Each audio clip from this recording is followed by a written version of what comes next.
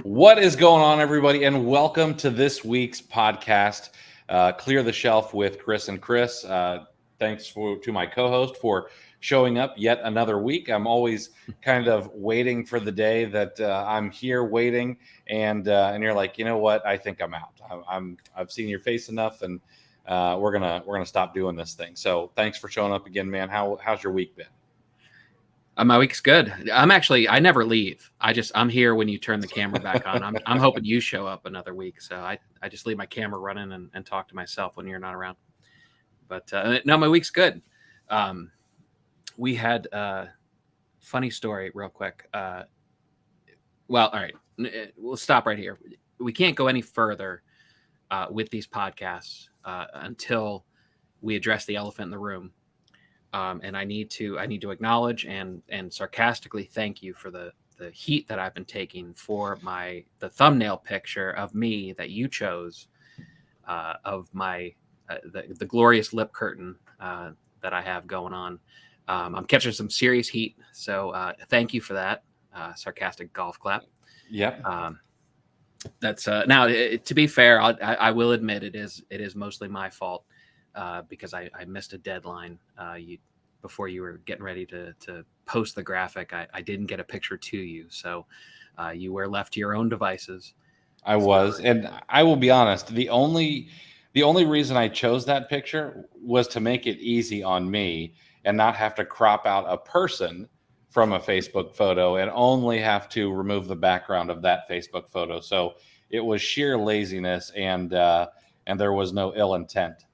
I mean, you could have at least cropped out the mustache, man. But that's fine. But I obviously I'm not in a hurry to replace it because it's still there. My beach bod is taking a little bit longer than I expected. So I think I went with the bikini wax a little bit before, a little bit too soon. So that happens. It's amazing now that at our age or ages. That the weight doesn't fall off like it once did, and it's a tad frustrating. Yes, I could watch somebody else eat and gain weight at my age. So, but and a side note about the mustache picture and the heat that I've been taking is a little bit of advice for people. You really have to kind of be careful when you accuse someone of looking like a 70s porn star. If not done right, it is a bit self-incriminating. So it's something to consider. Absolutely true. So I think we've got a really great topic this week. And it's a hot button issue in the Amazon community. Price tanking. Is it a pandemic, or is there some possibility? And I think those are the things we're going to dive into tonight. It should be interesting. I've got some what I think are probably going to be hot takes. And I think this is going to be popular because I threw out in our Discord group and in Facebook, and I said, hey, what kind of questions do you have about price tanking? And I was surprised at the number of people who responded. So I would imagine that if we do this thing right, there's going to be quite a few people who are interested in hearing what we've got to say about this. But before we get to that, I want to talk about a little bit of news that I found that was interesting this week. If you're not familiar with Marketplace Pulse, they write fantastic articles about e-commerce. 90% of it's Amazon. They do bring in Walmart and eBay every now and again, but most of it is Amazon and e-commerce related. And they just said that consumer spending through e-commerce is approaching a $1 trillion annual run rate. So trillion with a T, which is massive. Now, they said that despite only a slight increase in the market share, the e-commerce market has almost doubled in the past 3 years. Sales over the past 12 months reached $975 billion. 3 years ago, the annualized run rate of e-commerce was $518 billion. And just 10 years ago, it was only $208 billion. Now, what's fascinating about this is that had the pandemic not happened and COVID been around, E-commerce was growing at about 14 to 15% per year. And the annualized run rate today would be about 780 billion, which is smaller, but still a formidable number. However, there was a huge bump. But down at the very end of the article, they bring up something that I found even more fascinating. So in the last quarter, 14% of consumer spending happened on e-commerce. And that excludes retail categories like restaurants, car dealers, gas stations. And the total of e-commerce represented 21% of retail. So more than $1 out of every $5 spent on retail is through e-commerce. Now, what really interested me about this is that 21% mark. You may or may not remember, but I've talked about verticals on Amazon, like the grocery vertical and some other verticals, and the growth curve seems to hockey stick at a very particular number, and that number is 20%. So e-commerce has hit that 20% mark, and I know that it seems silly to think that e-commerce could continue to grow, but I think that we're kind of at the forefront of a rocket ship. We've talked about in the past how there's an estimated 50,000 or more retail stores that are going to close in the next 5 years. We know that it's much, much simpler to just buy online. The ease at which you can get your packages here where I am, I can get them same day for a lot of things. I would say 20% of the things that I order on a regular basis, I can have to my house same day. So the penetration or the hurdle of people having to wait and not just being able to drive to Target is getting smaller. And people are also they've become used to going to Amazon. 67% of product searches start on Amazon. So I know it seems like there's not much more juice to be squeezed out of this lemon, but I think that there really is. And I think over the next 5 years, we're going to see some massive growth, and hopefully with that, massive opportunity for Amazon sellers. Those are some serious numbers. And I've seen it in my own family, people who never before would have shopped online, especially for the things that they started buying, especially groceries and whatnot. It kind of forced the issue on a bunch of people. It grew its own market. The pandemic grew the market for e-commerce, simply because people found it safer, to have their stuff dropped on their doorstep. And and then most of the stores adapted, with the buy online, pick up in store, the BOPUS model that we've talked about before. Curbside pickup, all that stuff. They adapted very quickly. So yeah, these numbers are huge, but not surprising, I'd say. Yeah. It's going to be. I think it's going to be an interesting time over the next couple of years, just to see how this goes. I'm glad to be in this space because I find it fascinating, especially with the growth and where I think things can still go. Now, I guess we probably shouldn't keep you guys waiting any longer.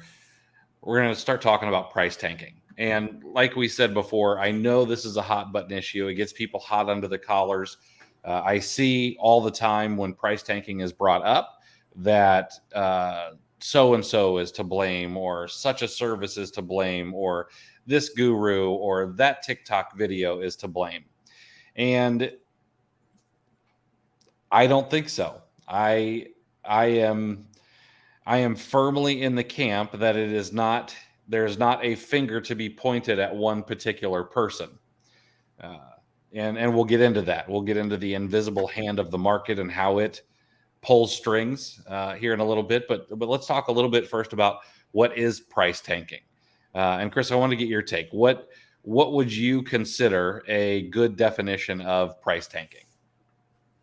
My definition would be most likely the reason I'm on blood pressure medication. That's my definition. Price tanking, before Amazon, I had always seen it in relation to stocks, stock price tanking. And it's basically it's a sudden decline or a failure of the price of something. And then sometimes tanking, you think of sports teams too, and that's no effort to win. It's just it's a steep decline with very little resistance to save itself from the slide. Yeah. And so what I like to think of price tanking as is, I mean, the price just not being supported by fundamentals, which, is exactly why a stock price would tank or other things. The price is just not supported by the fundamentals. And we're going to get into that here in a little bit. I want to talk about the economy of an ASIN and how I view the data of an ASIN personally, and the way that I like to convey it to other people, because I think it makes sense when we start to realize how there are forces, and these forces are, I mean, they've been around long enough that they're essentially business law, and you see them work out on listings day in and day out. But first, let's talk a little bit about whether or not price tanking is getting worse. Chris, I always forget, how long have you been on Amazon? Is it you just over a year, or has it been a little longer? Creeping up on 3 years now. Okay, so 3 years. Do you think that price tanking has gotten worse over the past 3 years? It depends on the day. To be honest, I try to be as realistic as possible. I try to kind of pause when I feel myself kind of getting an emotional response to something. It could certainly be frustrating. There are waves. That's how I experience it. It seems to come in waves. There are times where it's just product after product. I can't even get it to my prep center before the price tanks. And by the time it's shipped in and it hits my repricer, they mark it in stock, the buy box is below my break even already. And enough of those in a row, or enough of those in a batch of products that you bought, and my blood starts to boil, and I'll need to get the tinfoil hats out, and I start going all conspiracy about it, and I'll rant and rave. But it's always kind of been that way. I mean, you have to, if you look at it close enough, most of the time you can kind of reason why something might have tanked. If something hits a lead list from Walmart or Target, I don't think you should be surprised, if a price has bottomed out on you. So initially it's upsetting, but if you analyze it, most of the time it kind of makes a little bit of sense, I think. Yeah, absolutely. My timeline's a little bit longer. I'll say I've been on Amazon for 10 years seriously, but 13 years or so, a little less seriously. And so my timeline, yes, price tanking has absolutely gotten worse. When I started selling on Amazon, there were much, much fewer sellers. And so you could go into a store and you could buy a lot of things, and 300% ROI was just an okay day. I'd love that to be the case now, but unfortunately, as markets mature, that's just it's not a possibility. Amazon is no longer the bearded lady at the circus. Amazon is now kind of an everyday thing that we use, and it's not some show we go look at and are interested in and want to buy a book off that thing called the internet. So yes, price tanking has gotten better, or has gotten worse over time. However, the opportunity has gotten much, much larger over time as well. And so what I like to think of is, if you're a savvy business person and you understand the fundamentals of how a market works, you really do still have quite a bit of an opportunity. I think there are a lot of reasons that prices tank, and even though it's gotten worse over time, because there are more people on the market, and there are more people who maybe are not necessarily the most sophisticated business owners, and that's fine. I'm not saying that as a slam. I just mean it as, this is an opportunity that has a much lower barrier to entry than, say, opening up your own retail shop or opening up a handyman business or a franchise or anything like that. And so you're going to have people who want to come on the platform, and they maybe don't understand how to reprice. Maybe they don't understand the fees. And then there are going to be other people who you have no idea what their cost of goods sold are. I can't remember who said it. I want to say it's Jeff Bezos, but your margin is my opportunity. And I've heard a few other sellers say that as well. They're happy to see the prices go down. They'll go down to break even because they're not looking to make money on any single ASIN. They're looking to make money on a business as a whole.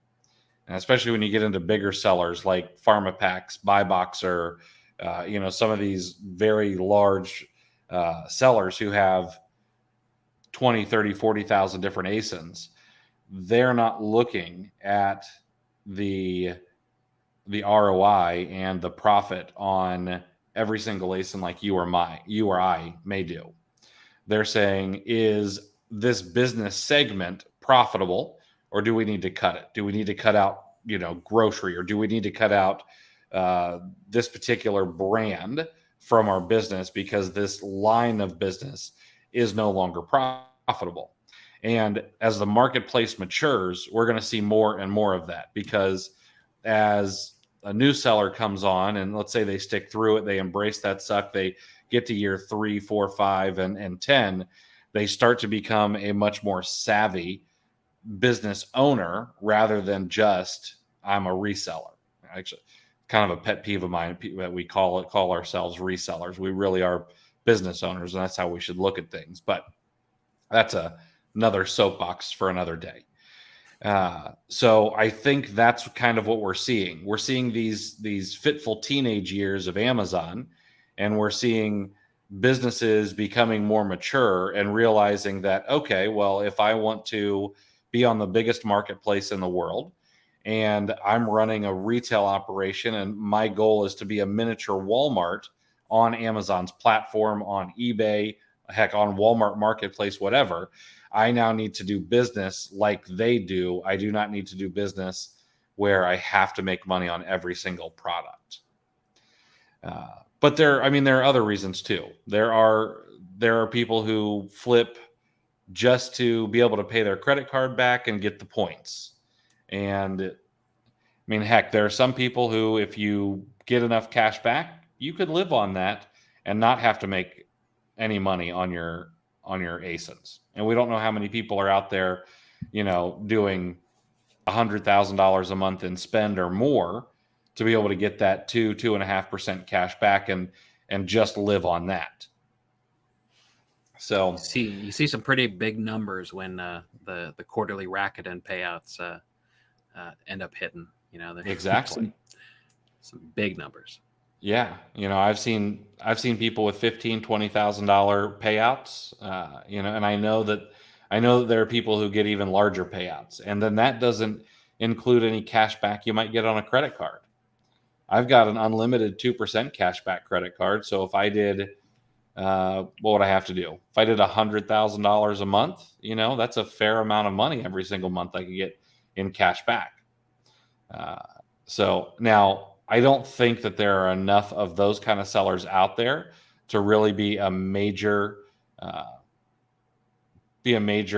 thorn in everyone's side, but it is a possibility when you see prices tank. And then the third thing is going back to that whole your margin is my opportunity. We don't know people's cost of goods sold. Are the people you're going up against and are your competition on an ASIN or on several ASINs, are they buying gray market goods? Number one, are they buying liquidation? Are they? I don't know if mega couponing is as big of a thing as it used to be, but are there are their cost of goods essentially zero from a retail store because they know how to take advantage of sales and coupons. So that's one of the other things that's just impossible to know about your competition is what they're getting their product cost for. Heck, I used to know a guy who I know another guy.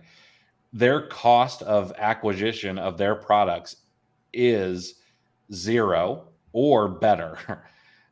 They have people pay them to come and get gaylords of books or boxes of books, and they're like, we'll dispose of your books, we'll make sure they get recycled or whatever, and the stuff that's profitable goes right on Amazon, and the rest of it either goes to a book pulp buyer. I don't know, I've never messed with them, but I know they're out there, or they get taken to the local half-price bookstore to be sold there.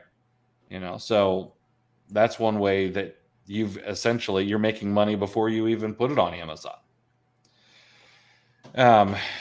So what are some other causes of price tank? I know we've gone over a few, but repricer strategy. Chris, what's your repricer strategy? Well, I don't really have set guidelines. If I had to, if I had to make a strategy, it is hang on for dear life to my original settings, and then once that number of manager overstocked ASINs or whatever it says on Seller Central, once that number gets a little bit too big, then I start dropping it down. But basically, I kind of do it informally. I'll take a spin through my repricer inventory and kind of monitor the buy box versus what my min is and versus break even. I just kind of eyeball it, and I'll sort from newest to oldest and in stock, and sometimes I'll go backwards to the oldest stuff, and I pretty much know, I could probably guess within a handful of days how long it's been sitting in an Amazon warehouse. So I feel like I have a general idea of when it's time to cut bait. Maybe drop it down to zero or a little bit under and move into more of a liquidation strategy. So, but it's nothing set in stone. Okay. I don't do any formulas or anything like that. I kind of just eyeball it. Okay.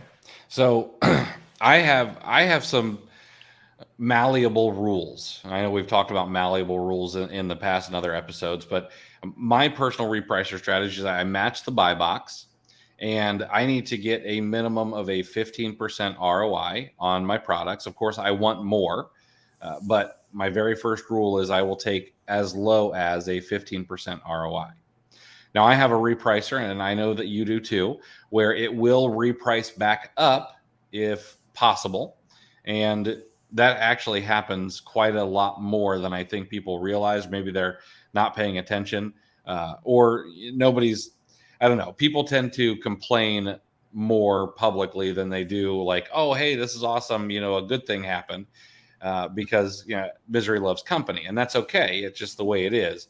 But for the first 60 days, that's how I keep my products.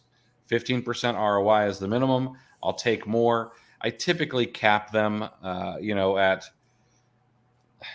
I don't know, whatever I think won't get the buy box suppressed is what I'll do, or won't get me a high price error from Amazon, and I'll cap the top end there. So I can't sell a food item for $5,000. It's never going to happen, but that's how I keep my repricer. And then on day number 61, once that product's been there for 60 days, well, now I go down to, I will take a 0% ROI, unless, and this is where my malleable comes in, unless the product has tanked far enough where I know that I'm not going to get a 0% ROI. I know that it's going to go below that, and then I will move it into my liquidation strategy, which is a 20% loss on a product.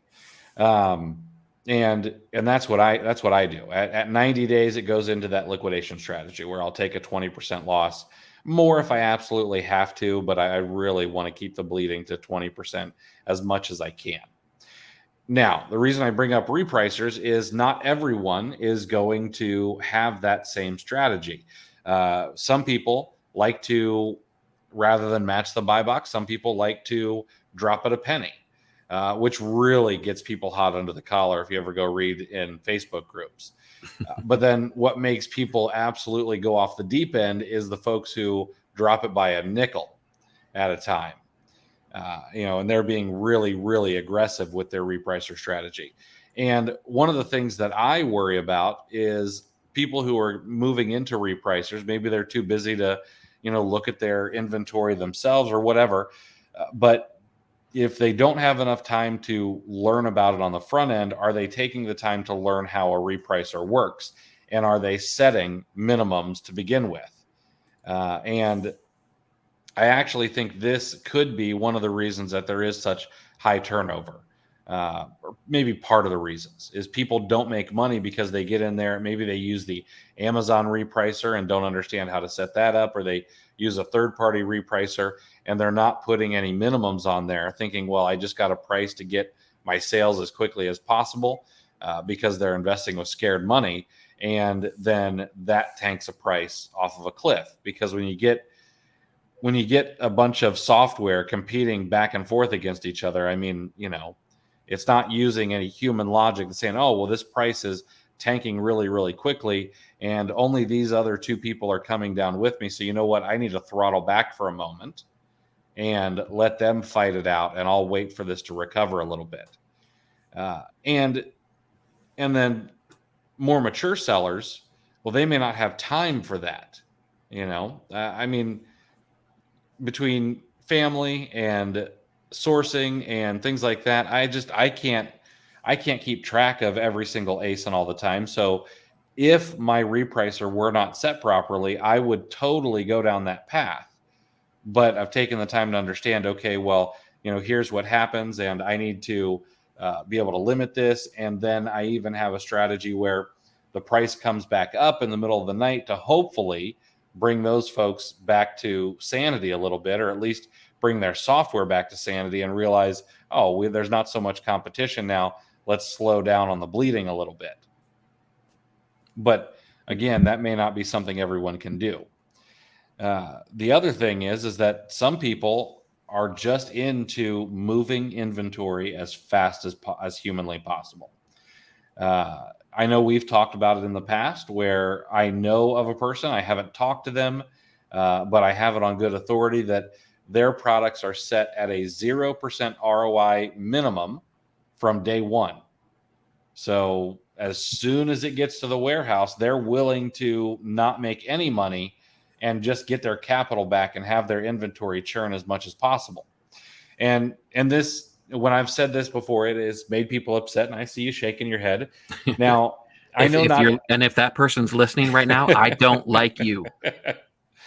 And now I know that they're making a profit. They're still in business as far as I know.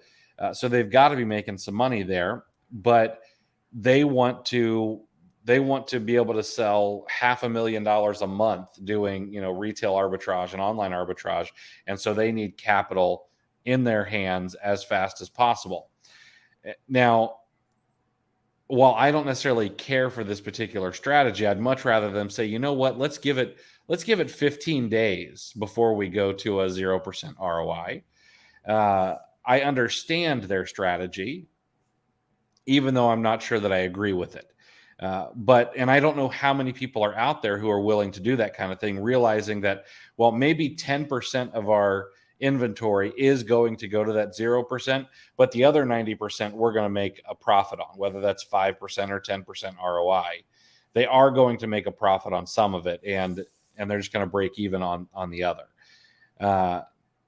I think they could probably even do a little bit better, but that's their business model. And I just don't know how popular that is, or how often people are using scared money, and they buy products on a credit card and they absolutely have to have it back before the credit card is due. We can't say. And so that could be another reason. And that kind of ties into the inexperience. Inexperience, I think, plays a huge role. I know that I sometimes miscalculate what I think fees will be on a particular product. Maybe it's because of the size or whatever it is. And it used to be really easy. You just figure 1/3 for Amazon, 1/3 for me, and 1/3 to buy the product. And it's not like that anymore. It's become much more complicated. And so if sellers are not spending the time to realize this is how much it costs for me to sell this product, then they're going to have a bad time when they sell their product that needs to sell for 15 to break even, and they're selling it for 10, and they don't realize that there's a loss on it. I don't know. I know you talk to a lot of people too. Have you ever run across someone who doesn't realize what the fee structure is and might have done that? Yeah, I mean, through conversation and networking, every once in a while something will come out where people just misunderstand something, or the way the numbers work. Happens all the time, because you can't. We've talked about tribes before, and that different tribes are teaching different methods and have different interpretations of concepts. And not every tribe is going to be correct.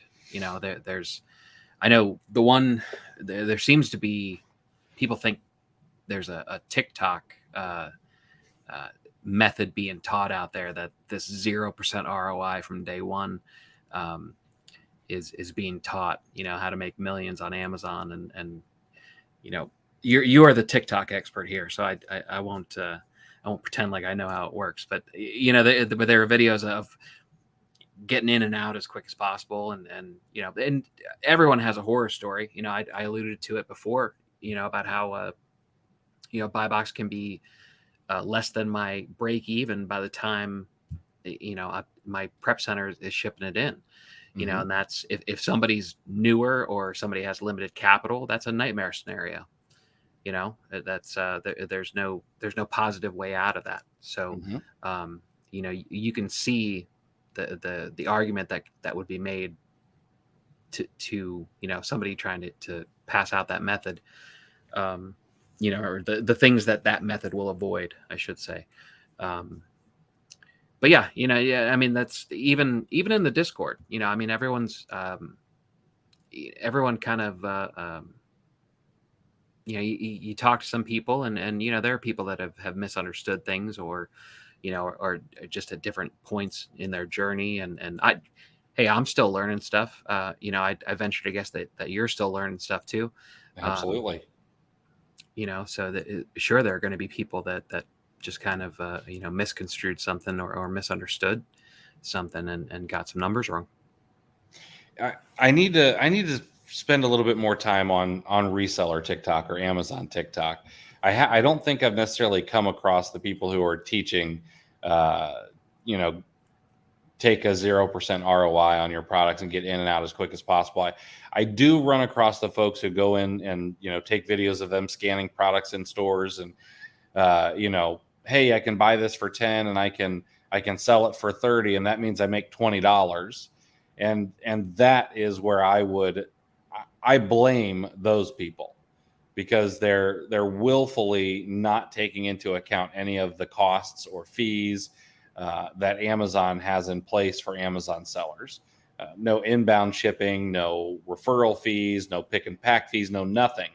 And they are doing a huge disservice and making it look, while I don't think that getting started on Amazon is the hardest thing in the world, they make it look way too easy and get people to want to jump in before really knowing enough. And I think that's a problem. I don't know how to tackle that problem. People like those kind of videos. They gravitate toward that. Oh, this looks super easy. This guy's making $1 million in sales a year. I can do that. So I wish that they would be a little bit more forthright. And I am trying to, be a little bit better on the TikTok, and I'm trying to put out some information I don't think that others are necessarily putting out. And it's really hard on a platform that rewards 60-second videos. I'll tell you what, because I'm used to this kind of format where we've got an hour or an hour and 15 minutes where we can really dive deep into a subject. So I am learning a lot about TikTok. And it's, I won't hold that against you, but it's not exclusive to TikTok either. I mean, you see it on YouTube. if you look up, one of the famous troll comments on, some of the eBay gurus on YouTube is projected sales, or you see people go to a garage sale and they'll pick it up for $2 and then the graphic comes up, bought for $2, sell for 20, profit 18. Not quite, it doesn't quite work that way. I know it makes your numbers look good, but that's not quite how the data is going to shake out. Exactly. Now, one of the last culprits I'd like to slam a little bit would be drop shippers, and even those people who are doing Amazon automation and all that kind of stuff. I'll badmouth those people until I'm blue in the face. So one of the upsides of drop shipping is that you've got no holding costs. If the product is in stock at Sam's Club or Costco or Walmart or wherever, you can put it on any platform at any price you want. And if you make a penny, it's fine. Heck, even if you break even, you're still going to get cash back if you're drop shipping right. And so those guys, they don't have to make any money, or they can make very little money. And I think that can be a problem as well.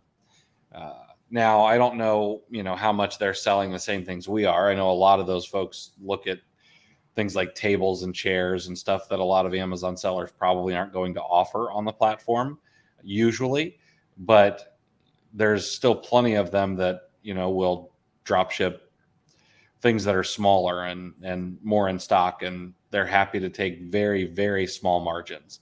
And I think as Amazon automation gets more and more popular, because if I could just throw a little bit of money at somebody and I've got this turnkey automatic, check printing machine, it doesn't matter whether you make a penny or $5 on a product, as long as you're making some money. But the nice thing is that eventually Amazon catches those folks and they're gone.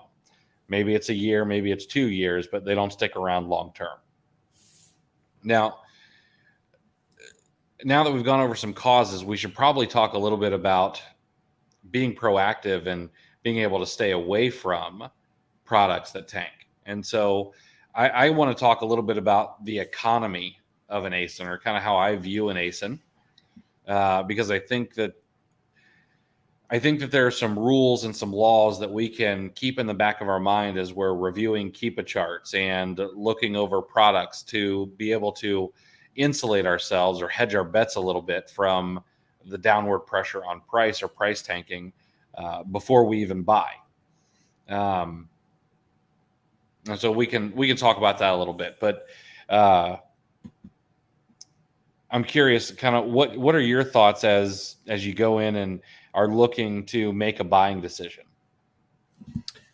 One of the things that you recently mentioned, we were talking about some products that we were looking over mutually, and you mentioned historical price, and that really stuck with me, and I've kind of rolled that around in my head a lot recently, and it's relevant here, because I'm starting to figure out that right now matters far less to our buying decisions than we realize, in my opinion. And I did some reading. Nate McAllister had an article too, where he alluded to the same thing. Essentially sales rank and often current price, those are moving targets. So when I research product and I'm trying to make a buying decision, the rank and often price is just a snapshot. It's just kind of a moment in time of something that's pretty liquid otherwise. Take, for example, if you see something that's selling, if it sells for $20 95% of the time, while you're looking at the 3-month Keepa window, but the last several days it shot up to $30, it's not really reasonable to expect that 30 to hold.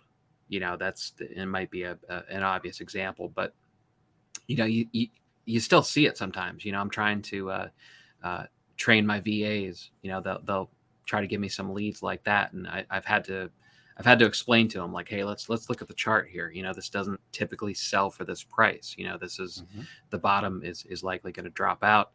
And even some of the poor quality lead lists that I used to be on a long time ago, they they'll put something on there that the historical price, when you look back long enough, doesn't support that kind of profit, and you certainly shouldn't expect to get that profit, if you end up buying the product.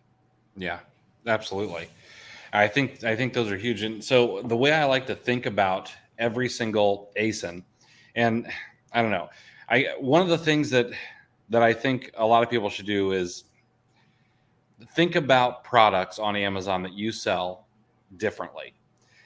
When I talk about inventory, yes, I have inventory, but nothing is, I don't know, I'm not attached to anything. Even if I made this, I made this perfect buying decision, I did all the work, I'm not attached to it. I think of it as it's just a thing. It's just an ASIN. I don't care about the brand. I don't care about what vertical it's in. I could care less if it's pet food or a toy or anything. To me, it's just an ASIN. And if we can think about it like that rather than being connected to it, I think it can help us make some better decisions. And if we think about an ASIN as its own little economy, and if you look at a Keepa graph and really start studying them, you're going to notice this more and more often. In an economy, there are market forces, there are market pressures on price, and known as the law of supply and demand. And so what you're going to notice on a lot of products is when the supply goes up and the demand curve does not go up with it, you're going to see downward pressure on price. Matter of fact, I just skipped over a product to sell today where I noticed that the number of sellers went from 10 to 30 within about a 2-day time period. Now, could that be a lead list? Maybe. Could it be that the product was on sale at every single Walmart in the country? That's possible. Could it be that maybe the western half of the United States clearanced out those types of products because they're not selling in that particular place? That is possible. So if that supply does not go up, if the demand does not go up with the supply, we're going to see downward price pressure. Now, there are times when this doesn't happen. You'll see the supply go up, and one of my favorite examples is old, but the Chewbacca mask, which went viral when the lady wore it in her car or on Vine or YouTube or whatever it was. But what we saw there is the number of sellers shot up a ton. It went from maybe 10 sellers to 200 sellers in the course of a day or two because people were going out and looking for them. But what we also saw is we saw a massive increase in the demand. And the demand was so much so that even though the supply was shooting up, the demand was outpacing it. And so we saw upward pressure on the price. And so it does happen both ways. You saw this with the Chewbacca mask. You will see this just about every single Q4 with a handful or even a dozen different toys or games or products. And we've seen it happen during COVID with masks and hand sanitizer, although people got in trouble for that kind of stuff. We're going to see people get in trouble with doing it with formula right now. If you're listening to this in the future, there's a baby formula shortage in the country at the moment in 2022. And so these kind of things just happen. Now, the cool thing about the supply and demand curves is that they're always trying to come to parity. It's just the way that it works. They're always trying to flatten out. So as you see the supply start dwindling, maybe because the product can't be gotten anymore, or people have taken all of the profit out of a product and that supply starts to dwindle, you typically, as long as the demand stays the same, you'll typically see that price come back to what the market is willing to pay for a particular product, which is sometimes why the opportunity for these things is to buy and hold until that price comes back to what the market is willing to pay. Now, is that first in, last out concept? That would be the first in, last out concept. You don't always have to be the first in, first out. You can be first in, last out. And this pays very well for some people. People who do Amazon to Amazon flips are often this way, or they're at least waiting for Amazon to be out of it, and then they will come out of a product as well after the price shoots up because the supply has dwindled. And there's all kinds of different ways to do it. Heck, I have gone back and looked at things that I've sold 2 years ago, and I wish I could still get my hands on them, or that I had treated it more like a long-term investment, because there are toys I paid $7 for that people now buy regularly for $125 because they're no longer made. But I don't treat the business that way. So now, as you learn about how that works, and you figure out, okay, well, as the supply goes up and demand stays the same, the price is probably going to depress a little bit. What you can do is you can hedge your bets during product selection, during sourcing. You can look back historically, and on a lot of products, you'll see the number of sellers, or that supply, it goes up and down over time for one reason or another. Maybe it is a lead list. Maybe it is also the fact that there is profit on it. And then when there's a lot of supply, the profit dwindles. And so fewer sellers are looking for it, because we are opportunistic. And that's what we're in there looking for profits. And if there is no profit, we move on. And so then as the supply comes back down, you see that price kind of pare out a little bit. And if what you do is you look back and you say, okay, well, at this point, when there's 30 sellers, I know that the profit is going to be zero, or it's going to go negative. I need to realize that I need to be able to buy it so that I can withstand that downward price pressure if it comes back again. And if it does, I guess, what are my exit strategies? You need to have those up front. If you're at a 30% ROI on a product and you're like, you know what, if this gets to 15%, then I'm out. That's okay. There's nothing wrong with that. So having those plans in place ahead of time are important. And now some other ways to get around price tanking. In my opinion, I think one of the most underrated things, and I've said this through every single OA challenge, I've said this through hundreds of times, is you need to go wide, not deep. You need to think of selling on Amazon as a mutual fund, not stonks. Okay, we're not pulling a GameStop on any particular product. We're looking for something boring, and we're going wide. So if you only have 1% of your available capital in any particular ASIN, or maybe 2 or 5 or whatever your rule is, well, now you've got a bunch of different eggs that have been laid out there to hatch. And if one of them, doesn't, well, you've still got these 9 others. And chances are, if you're, batting 900, you're going to be able to be profitable long term. You can also look for ASINs that have narrow price corridors historically over a long period of time. And this really kind of goes back to the wide and not deep strategy. I think that a lot of people, especially right now, there are trends, with Amazon sellers, and one of them right now is replenishables. And I think that they're thought about incorrectly, and they're taught incorrectly, because I don't know, everyone thinks, okay, I want a replenishable, so I want to be able to buy 100 units, and I need to be able to buy that for the next 3 to 5 years. And that's what a replenishable is. And it needs to make $3 in profit and a 30% ROI. But that is not the case. You can replenish items that sell 2 times a month. You can replenish items that you only sell in the spring and in the fall. You can replenish items that, sell 1,000 times a month. There is no wrong replenishable as long as you can buy it over and over again, whether that is seasonally, whether it's every month, whether you're buying 2 of them or 1,000 of them.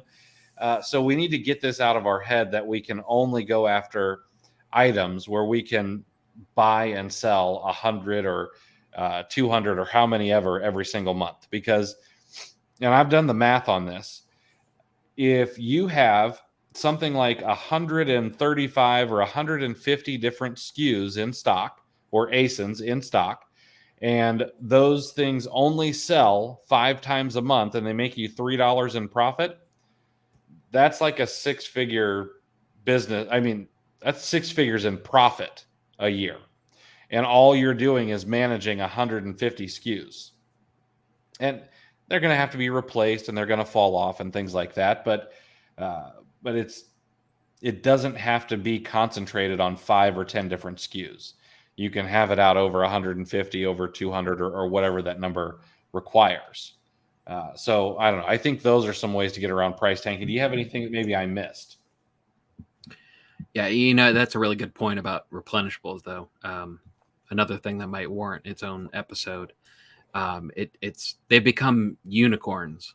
It's this romantic, mythical beast that hides a pot of gold, half leprechaun, half unicorn. Maybe I'm going with. But it's just, and I'm willing to bet.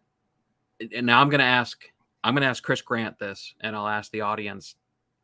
Think in your head what you think the average lifespan of an average replen is, and take that number, put it in your head, and Chris, give me your answer. I'm willing to bet it's a shorter lifespan than what everybody else who has these romantic ideas of replens is.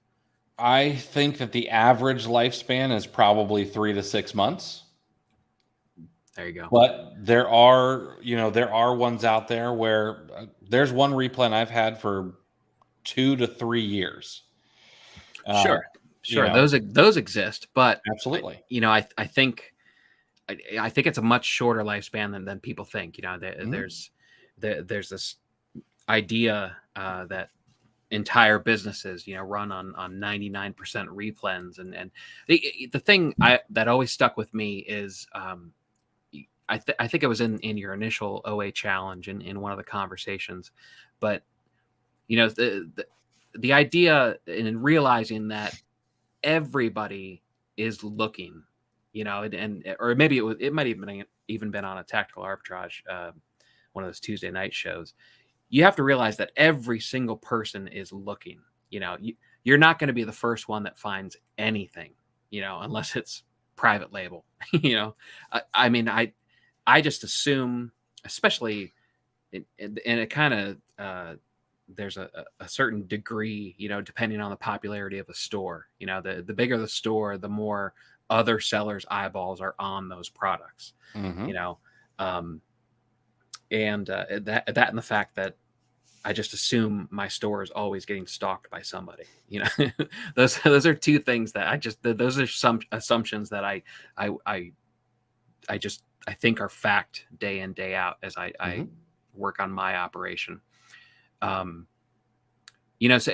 and that just lends itself to the wide, not deep. And, the one main strategy, no matter what, even if you have the right idea about what replenishables are and what replens can do for you, is you constantly have to be hunting more of them, because it is a finite lifespan. You're going to lose pretty much all of your replens at some point in time on a long enough timeline, so you constantly have to be replacing those, and then let that sink in that if the lifespan's only 3 to 6 months, think about what building a portfolio of replens, a catalog of these products, think about how quickly you'd have to replace them, and I think that's a good strategy to fight price tanking too. To simply constantly be looking for new products, whether it's replen or not, just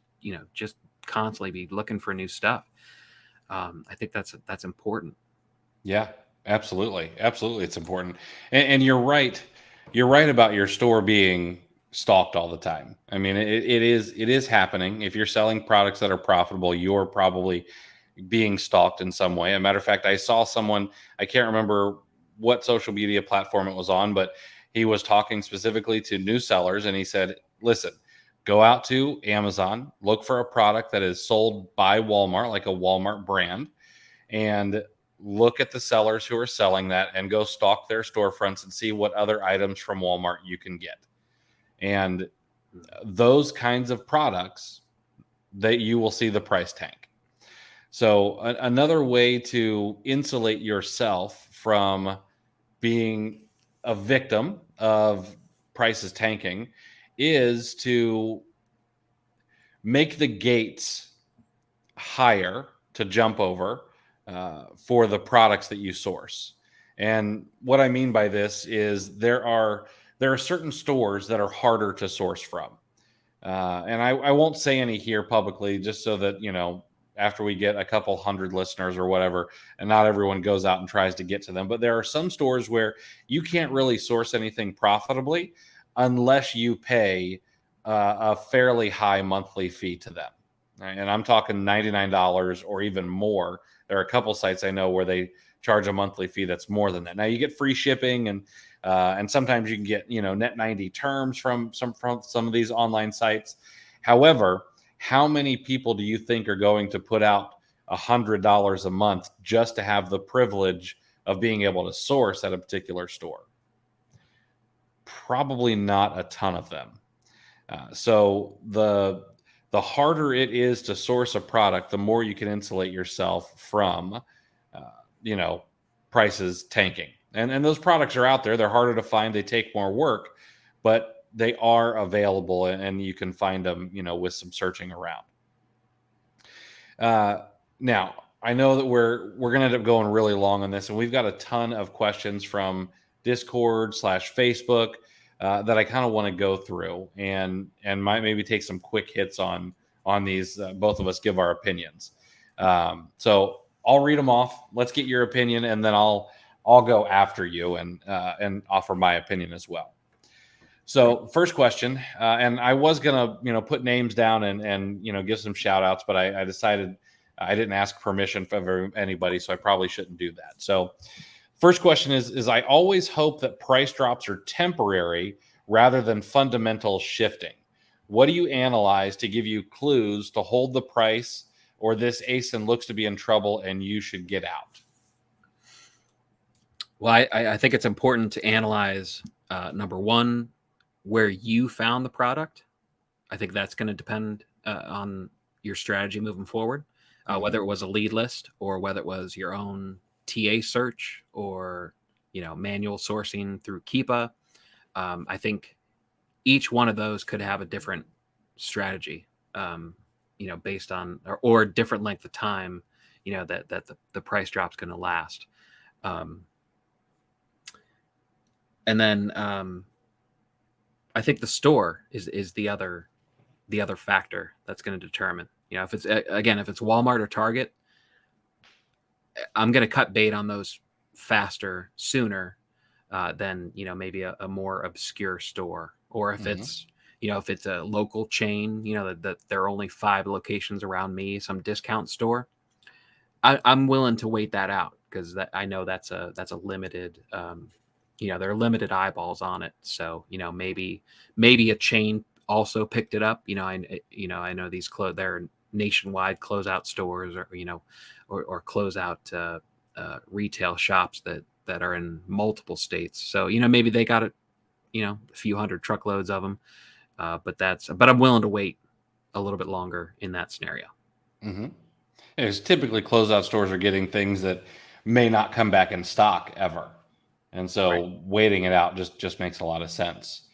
So, and I agree with you on all those points. Where you get it is something you should absolutely analyze. I think you should analyze the historical price because typically things want to come back to parity as, the number of sellers come down and the supply comes down. And I think a lot of stuff comes back. We're in kind of a weird space right now. I think as we're recording this, I think that margins are, a little bit slimmer right now because, we've got some inflationary pressure in the economy. And I don't think that's quite catching up to sellers' prices on Amazon quite yet. I think a lot of folks are still willing to cut their returns a little bit to make sales. Even though I've noticed prices going up from regular retailers, all over the place as I source. And if you compare prices to like last year and the year before, you're seeing prices go up, 15% or so on particular products. But looking at what happens historically to the price would be one thing. The other thing is how long I've had it. I always try to come back. Like right now, we're going through our old lead lists from April of 2021. That's currently where we're at. And what you'll notice is that a lot of these products become profitable again when people forget about them. And then eventually, as the profit goes up, you're going to see just kind of that whole roller coaster happen again. So if that happens on a consistent basis, that's one thing.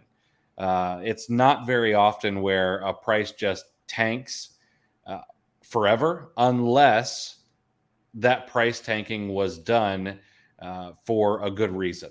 And I think we'll talk here in a few minutes about tanking the price to get a better fee structure and things like that, because those are actually some things that you could possibly do to actually make more sales and even more money in some cases. So yeah. Next question is, I'd like to know a general rule of thumb for deciding to liquidate or hold. Got to know when to hold them, when to fold them, and when to walk away. Chris, what's your general rule of thumb for liquidating or holding, I guess?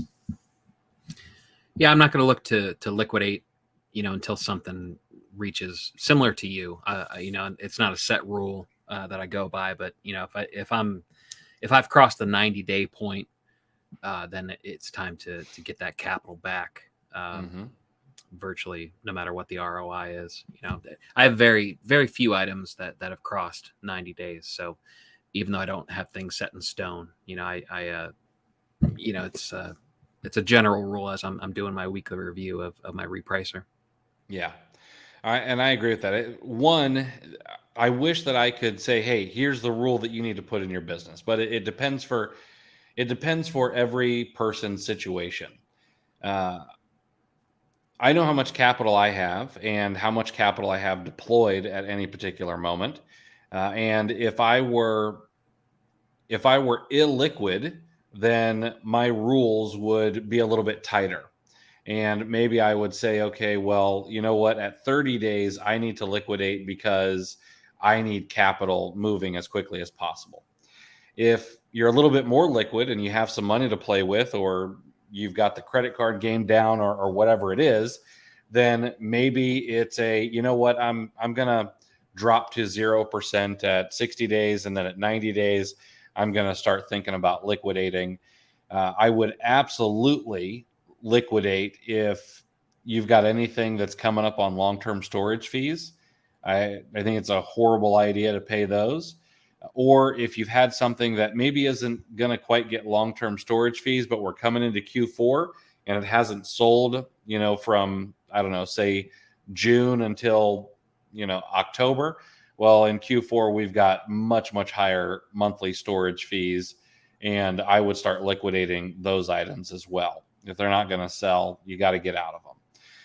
But I'd take a hard look at your business, how your capital moves, in and out. I mean, this is a cash flow business, and then make your rules according to how your cash flow works, and then give yourself a little bit of wiggle room. Have those malleable rules in place.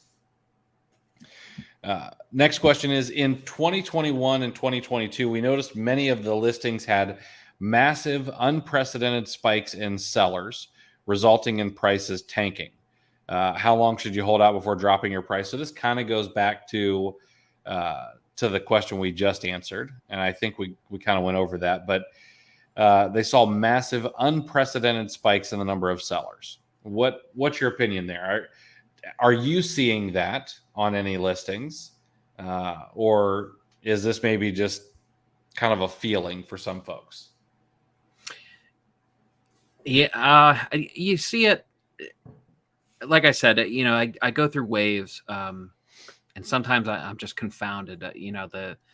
I've even posted in the Discord, just certain Keepa charts where you look out 3 months and it's selling at the same price within 5 cents, like if it's $29.99 or $29.95, it's just moving in that 5 cent window for 3 months. And then some Yahoo jumps in at $18.95 for no reason that I can think of, at least. And then anybody who has a loose repricer is going to follow them down, or at least go down to their minimum. And it just makes no sense. It's just, why wouldn't that person, regardless of the cost of goods, why wouldn't you just get in line? I think what's going by the wayside is the fact that the buy box rotates. I don't think that that phrase isn't taught enough, or it's getting drowned out by the turnover. And I wonder how much of this has to do with IPIs.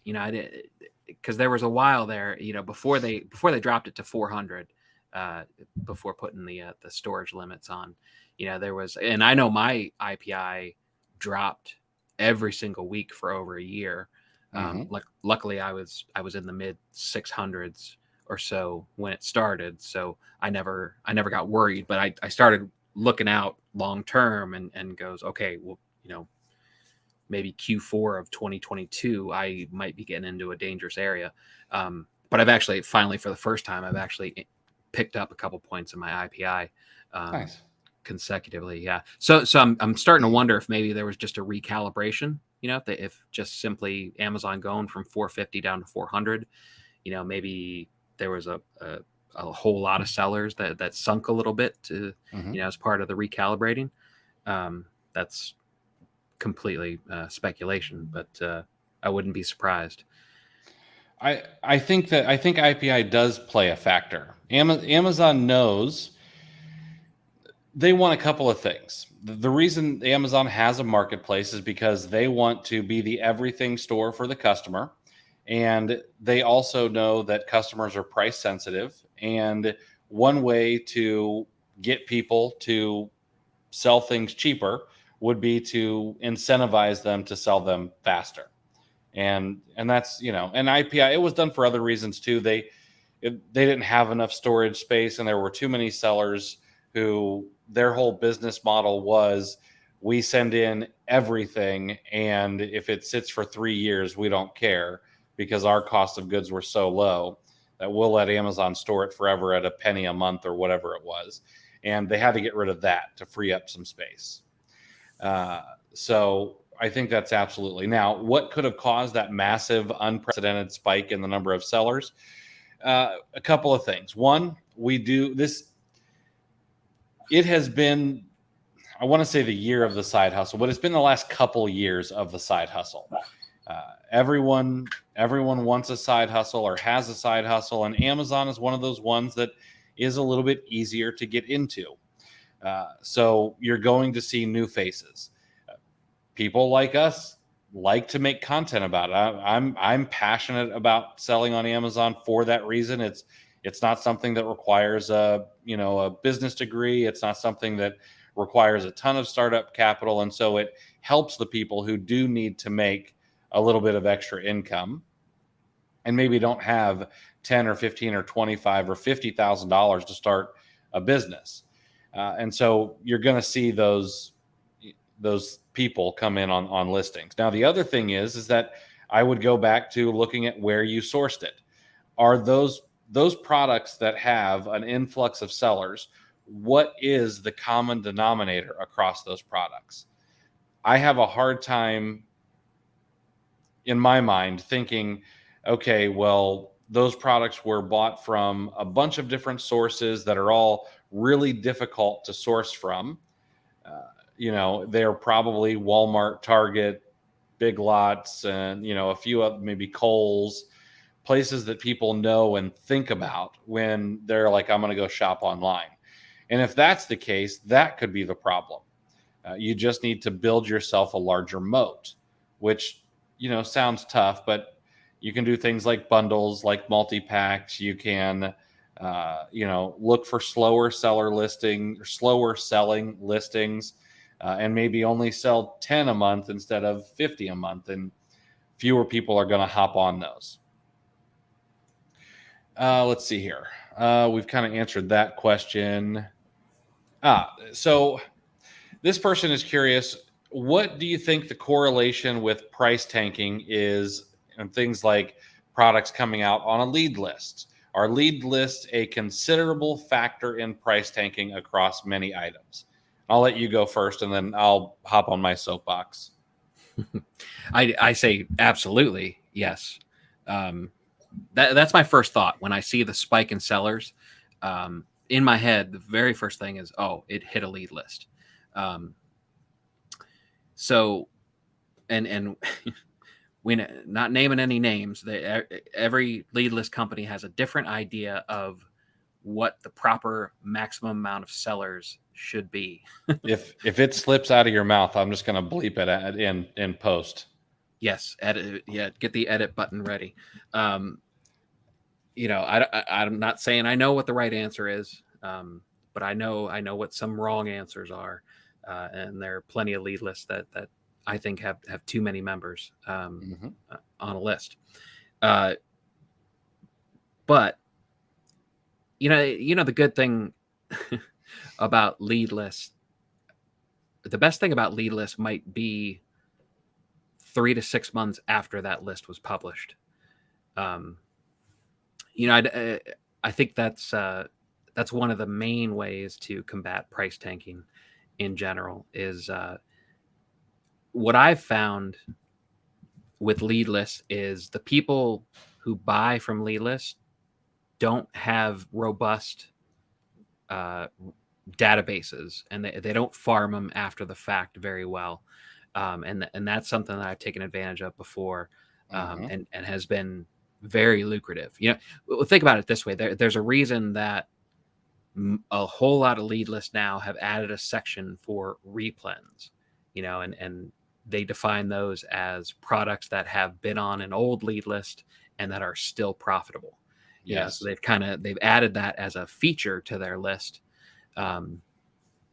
When in reality, those are leads that if you had a proper system in place, a proper way to kind of mine or farm your own database of the leads that you've already paid for, you probably should have found those already, and if you didn't find it, maybe it might be a good idea to kind of analyze, your collection of data, because there are plenty of lead lists and or Q4 groups that I've joined and paid for that I basically have no intention of buying in that quarter.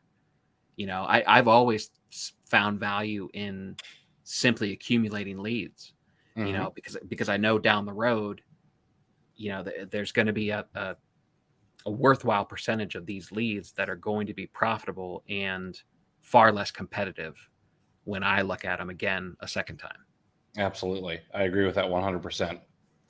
Chris, can we take a quick break for just 1 second? Yeah.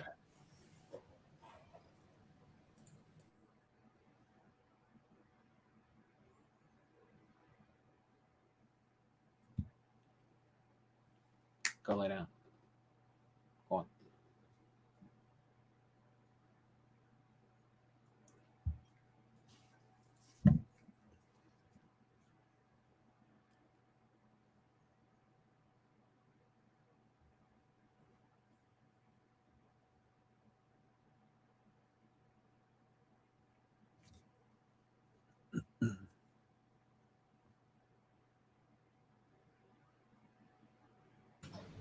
Okay. Sorry about that. No problem. So here's what I think about lead lists being a considerable factor. And I know it's super easy to point the finger. We can point the finger at newbies. We can point the finger at lead lists. We can point the finger at whatever it is. And I agree with your point that there are good lead lists and there are lead lists that probably could restructure things a little bit. Said in his most political tone. So diplomatic. Yeah, right. So, but I don't necessarily fault the lead list. And here's why. lead lists are something that the market absolutely wants. And the reason I know this is that every time a good lead list, or even a lead list that is just good enough, pops up, they typically fill up. And as long as their leads don't all suck or they're horrible, then they stay in business and they stay full for a considerable length of time, years and years and years. And so these folks are providing a service that the market obviously wants. And they're, and they're upfront, and, this is the kind of leads we're going to give, and all of that stuff. Now, here's where I think the problem comes in. Anybody who is just buying off the lead list, you're using the lead list wrong. And so, unfortunately, the blame lies with you.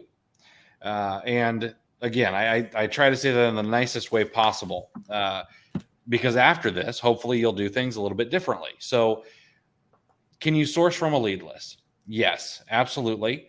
If I source from a fresh lead list, I typically go for the highest profit items that I know are going to have some price depression, and I'm going to need to be able to get out, or I'm going to need to wait out the other sellers. And I then have to realize, well, if it's on this lead list, it very well may show up on their lead list and their lead list, because people who create lead lists are typically pretty good at sourcing, and there's multiple lead lists out there. And when you've got people who are good at it, well, things will overlap. Maybe not in the same day, but very possibly in the same week, especially if it's a popular store or a popular sale. That's going to happen. So here is the better way to use a lead list. Number one, it goes into a database so that you can look at it 30, 60, 90 days down the road, a year down the road. Like I said, we're looking at Aprils of 2021 right now and going through those. And you're going to be surprised how many of those are profitable once again, and people are not coming back to them. Even the lead lists providers may not be coming back to them for one reason or another. And maybe it's because it doesn't fit their ROI, but it will fit mine. I don't necessarily have to make a solid 30% ROI. I can take less if I think that it will sell through quick enough. The second way to use a lead list is by using it as a rabbit trailhead. What I mean by that is, okay, this lead is a grocery lead from Target, and, well, what should I think about next? Number one, what are the ancillary products around that? If, let's say it's macaroni, let's say it's SpongeBob shaped macaroni and cheese. Well, is there Paw Patrol shaped macaroni and cheese? Is there Paw Patrol shaped macaroni and cheese in multi-packs? Has anyone taken Paw Patrol and SpongeBob and put them together, and could I sell those? And what else? Well, that's yellow mac and cheese. Well, what about white cheddar? And what about all these other brands? Okay, so I can start going down these rabbit trails. And those rabbit trails lead to other rabbit trails, because if people are buying boxed mac and cheese, what are they also buying? They're buying bagged flavored rice, and they're buying bagged mashed potatoes. Matter of fact, in Q4, one of the best leads I shared was a bundle of mashed potatoes. It was like a $25 profit on this 10-pack of mashed potatoes. It was insane, and people were buying it like crazy for the holidays. So your lead list should be a place to start from, whether it takes you to a niche that you weren't familiar with before, or maybe it makes you think about a certain product in different ways, or maybe it takes you to a sale. If there is a 20% off sale happening at Walgreens and a product pops up on a lead list, well, I'm probably not going to buy that product. But if it's on all of, I don't know, face creams, well, there's probably 4 or 5 other face creams in that sale that have not shown up on the lead list for one reason or another, and I could go after those. Okay, so that's really what you need to be doing with a lead list. And I know that feels like, well, I could just do that myself. Well, but do you have the time to find every single sale that's going on? And are you in the mindset to be thinking like that already? You allow someone to essentially throw a dart for you, pick a niche, And then now you can start going down and, okay, well, I'm not going to sell this soap, but I see this bundle over here of 2 different flavors of soap, and I see this multi-pack of these flavors of soap, and I'm going to sell those rather than this product. And was soap even on your, I mean, I don't know how often you think about soap, but I don't think about soap very often. It's usually other people in the checkout line of Walmart that I think about soap the most. Right. So So, but you know, a lead list, if you look at it like a virtual shelf, essentially, you know, it's, you know, sometimes if you're running short on time and, you know, you just want to buy a couple things, you kind of roll the dice a little bit. You're at the mercy of what was on that lead list, and you're at the mercy of what the other 20, 30 people who are also looking, you're at their mercy too, depending on what their strategies and what their philosophies are. But if you look at it more, if you go into a store, you know, you're not necessarily, you probably shouldn't just scan the one product that might have a sale sticker on the shelf. You know, you're probably going to look at different flavors of whatever it is you're looking at, and then you're going to start looking at different brands. And that's essentially what you're doing, you know, what you're explaining with the rabbit trails. You know, think of it how you would scan a retail store. You know, look at your lead list that way. You know, and I hate that argument of I could do this myself. That's such an empty sentiment. You know, it just, because how many times are we talking about, you know, all these companies exist, you know, like lead list help you. It's about data. And then, you know, think about all the companies that will do your reimbursements for you and whatnot, or people that hire VAs to do these admin tasks. The point is not doing it all yourself, you know? So it becomes more important what you do with this stuff that you're paying for, with, you know, the extra, the bells and the whistles, whether it be lead list VAs or, you know, reimbursement companies and whatnot. It's, you know, the people that say, well, I can, you know, it's like paying for, you know, coaching or whatnot. Like, just watch YouTube videos. I despise that comment, you know, like, you know, the one good example that I always go to is around New Year's when people start posting check-ins at the gym. You know, there are always those people that are like, yeah, we don't need to see that you're at the gym. It's like, you know what? Maybe that person is getting something from posting it. You know, I mean, number one, you're putting it out in public, so you've now created some sort of accountability for yourself. You know, and maybe you're creating a memory that's going to pop up 1 year, 2 years, annually. You know, so it's going to remind yourself. It could have a long-term benefit. You know, it's, you know, people are quick to dismiss, you know, convenience, and you know, ultimately it boils down to the data. You know, everything, the real value is in the data. You know, especially with lead lists. You know, it may not be the most valuable right now, the day it was released, but it certainly continues to have value down the road. Yeah. You make a point there that I think is really, really solid. And maybe we talk about this for a whole episode once, but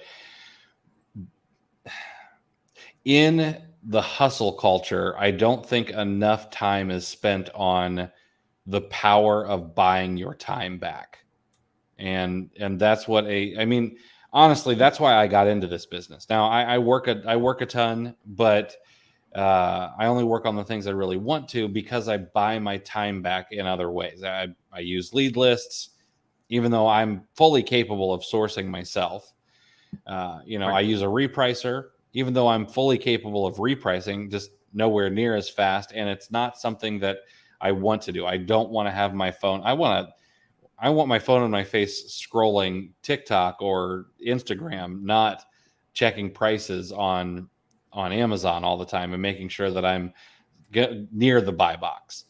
Right. You know, it's why I have somebody mow the lawn and clean the house. It is okay to buy your time back to either create more income or do something that you enjoy, like spend time with your family or go hit the range or the golf course, Right. which are things that people should do more often. Now we're running a little long on this one, so I've got a couple more of these questions I want to go over. But one of the big questions I got that I thought was most interesting is, what are some ways that I could actually use price tanking to my advantage? I'll let you go first. Oh, how do you use it to your advantage? Well, and I think there's room, depending on the volume of people that have jumped on, assuming that the price tanking has the piggyback of a bunch of sellers jumping on it.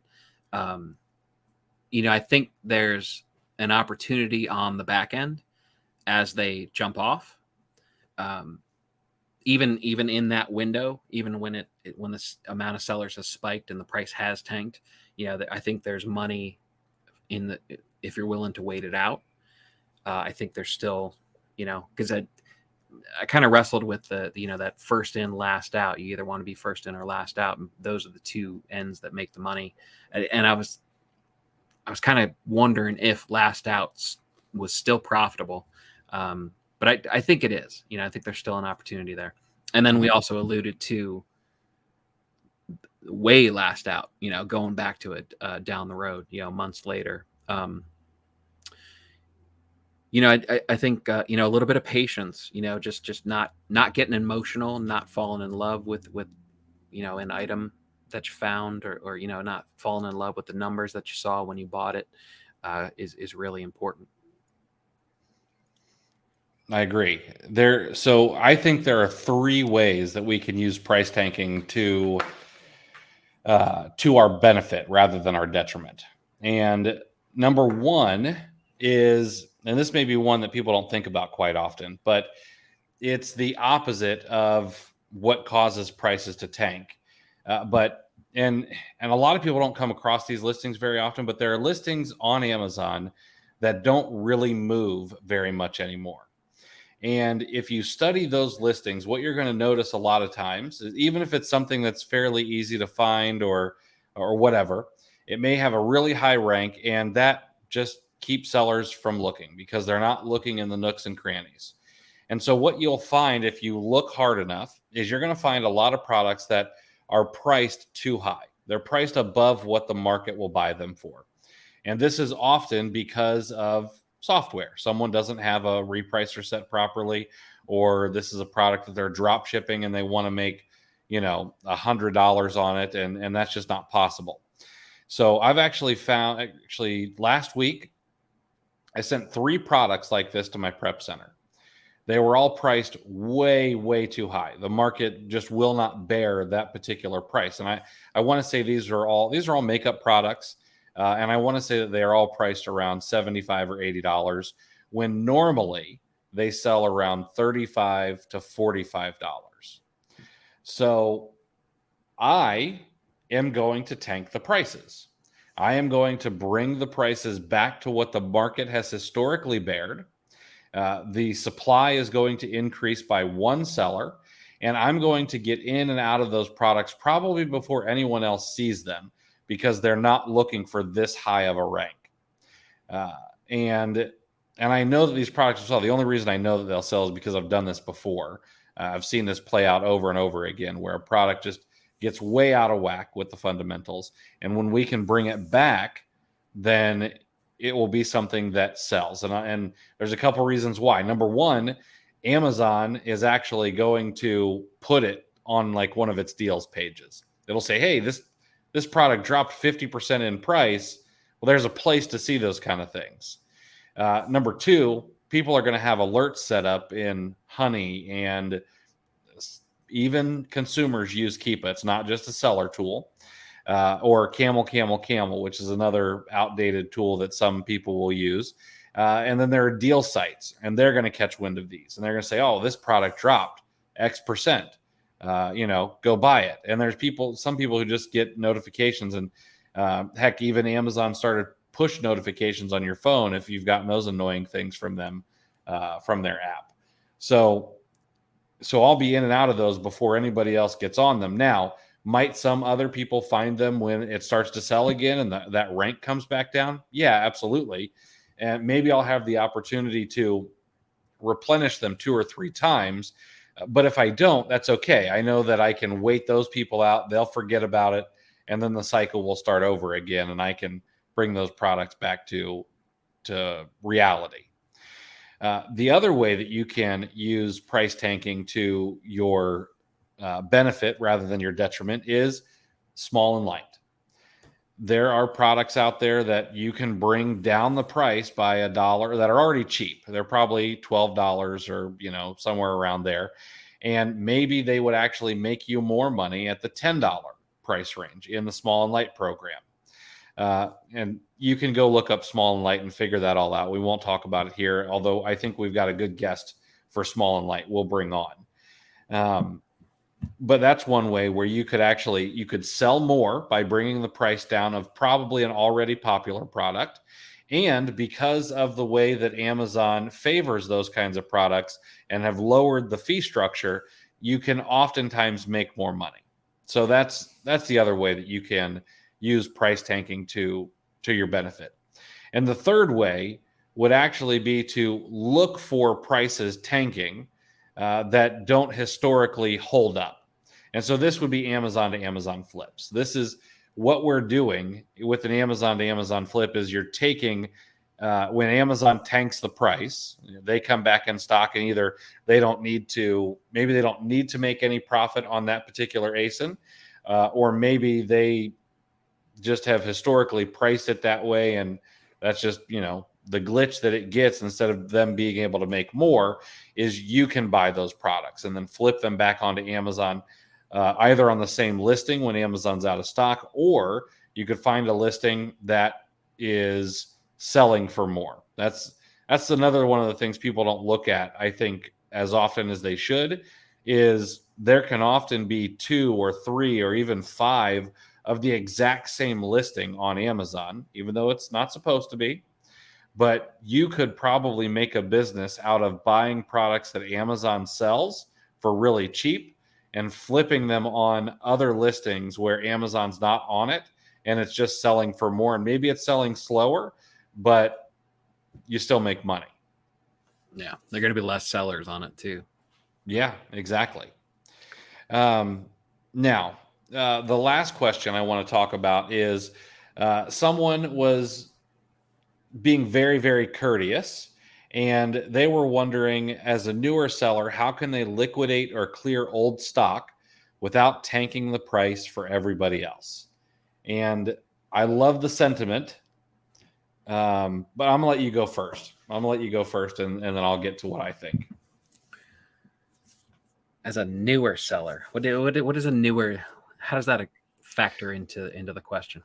I don't think that really factors into the question too much, but they want to liquidate or clear old stock without tanking the price for everyone else. I don't know if I have a good answer for this. I mean, sometimes you just have to take your L.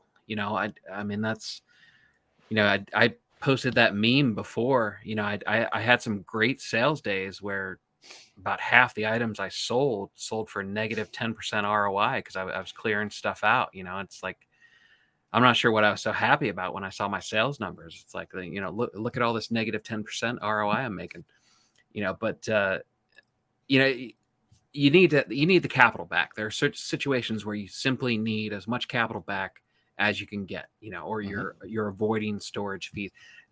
Multiple valid reasons to take the L. We talked about the Pareto principle. A certain percentage of your buys are just going to be dogs.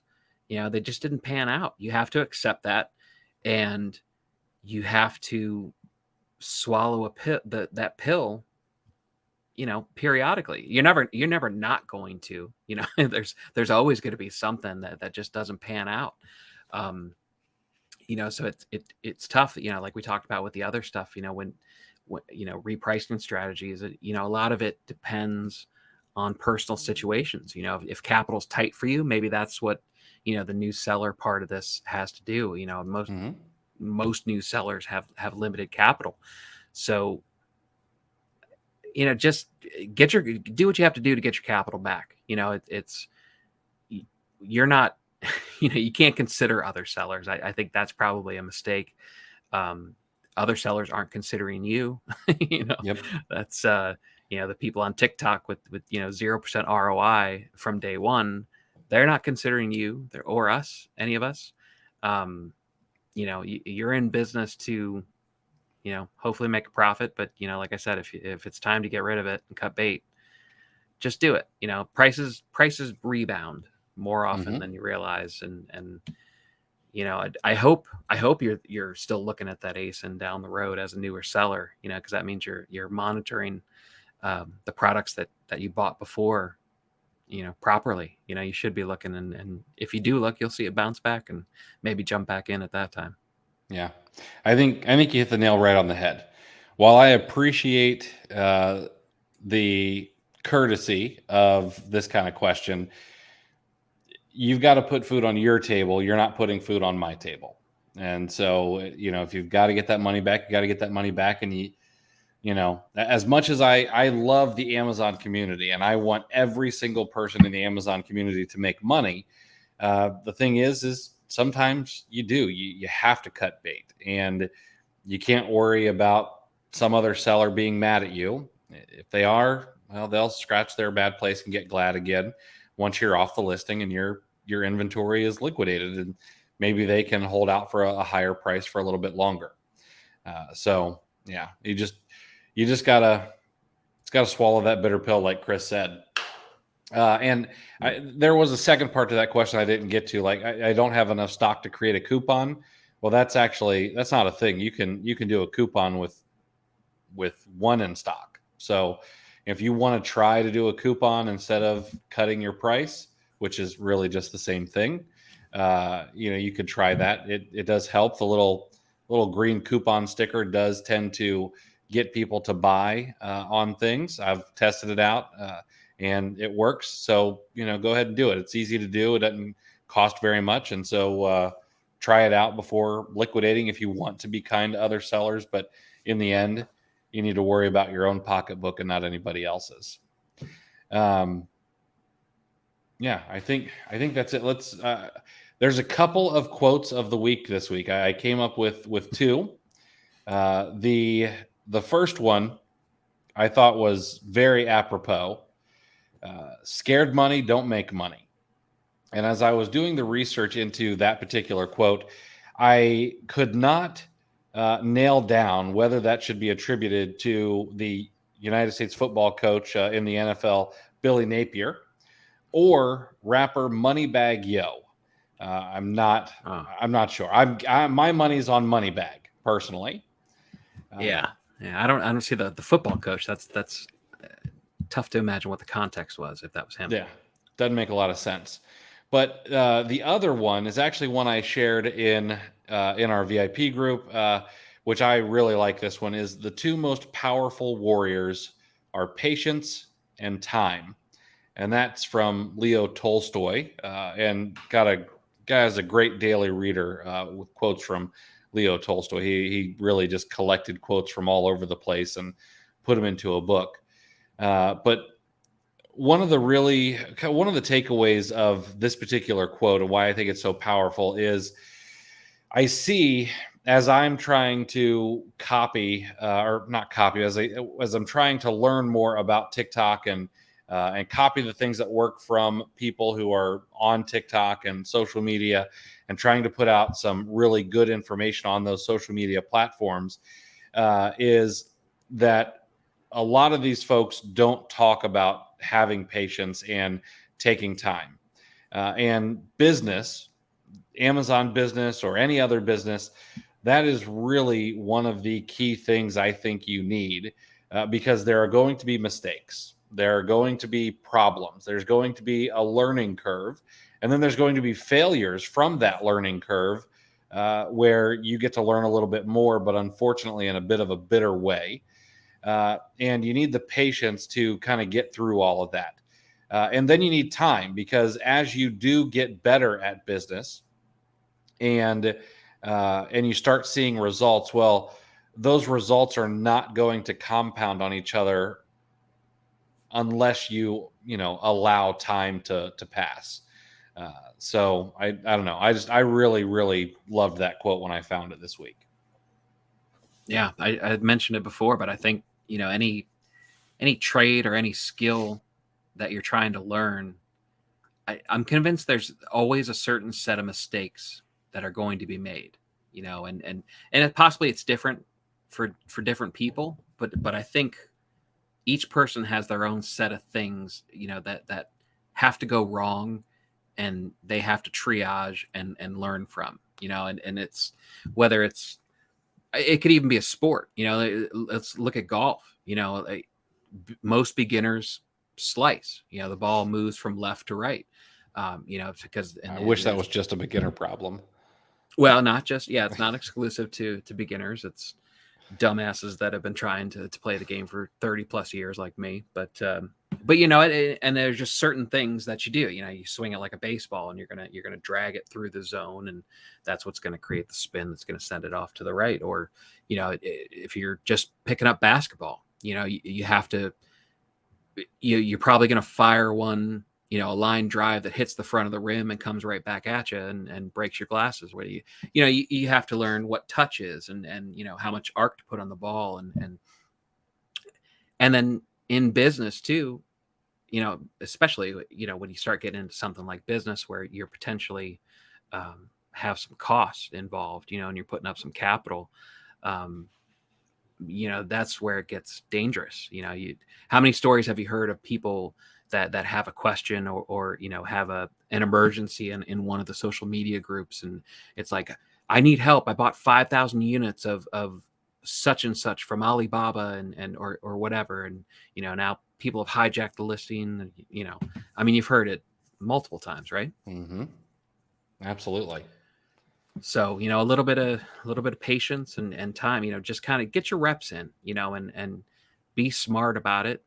If you're in the right tribe, again, back to that, you'll have, make sure you network, make sure you talk to people, and but don't get impatient. Don't take wild swings that might not be prudent for you at your point in the journey. Absolutely. Well, Chris, another great episode of The Bag Man. I appreciate you hanging out. For those of you still around listening, please do us a huge solid.